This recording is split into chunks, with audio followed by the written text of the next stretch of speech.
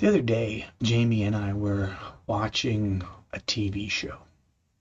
And I don't always notice this, but for some reason I did in this scenario. There was one of the characters was coming up to the door of a house, and the door was kicked in, and I noticed that the music in the TV show shifted.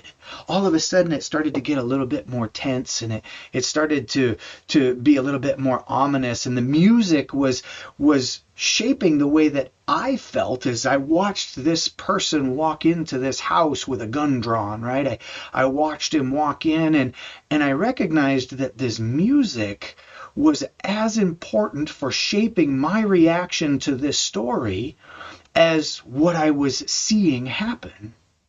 I think the same thing is true in the world around us. I think there's music that gets played in situations that shapes the way that we think about or react to or respond to the that given situation.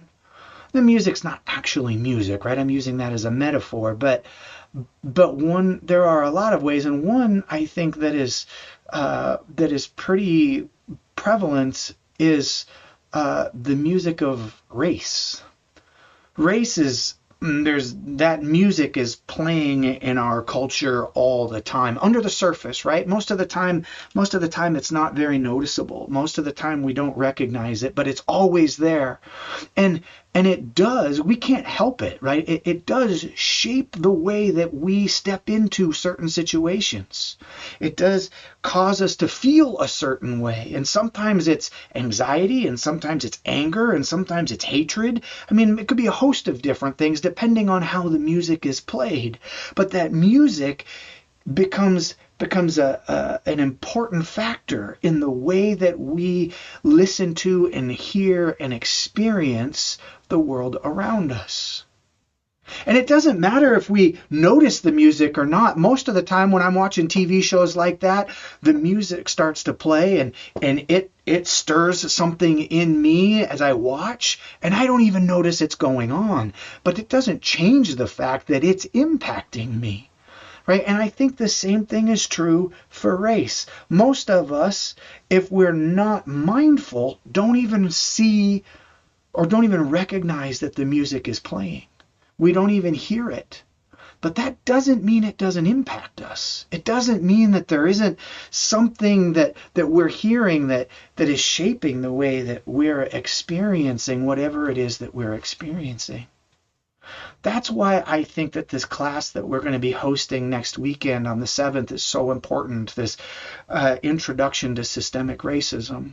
It's not because we're all evil people and we need somebody to wag their finger at us. It's because there's a song that's being sung in our culture, and it's a song that makes its way into our ears because we can't go la la la la la all the time.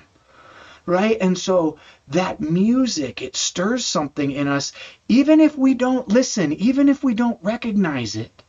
And so it's why it's so important for us in classes like this, and there will be other opportunities for us to get to participate in these kinds of things. But it's why these kinds of classes are so important. Because if nothing else, it can help us recognize the music that's being played in the world around us. And when we recognize the music, then we can recognize the way that music is impacting us and influencing the way we live in the world. I need classes like this because I need reminders all the time of the way the music is being played and the way that music might be impacting me. So if you're not planning to join us on Saturday the 7th, and we're full at this point, so you really can't, I want to encourage you as other opportunities arise to listen and maybe learn something, because I think the more that we can recognize the way the world around us works, the better equipped we are to resist the impact and the influence that it's trying to make on us.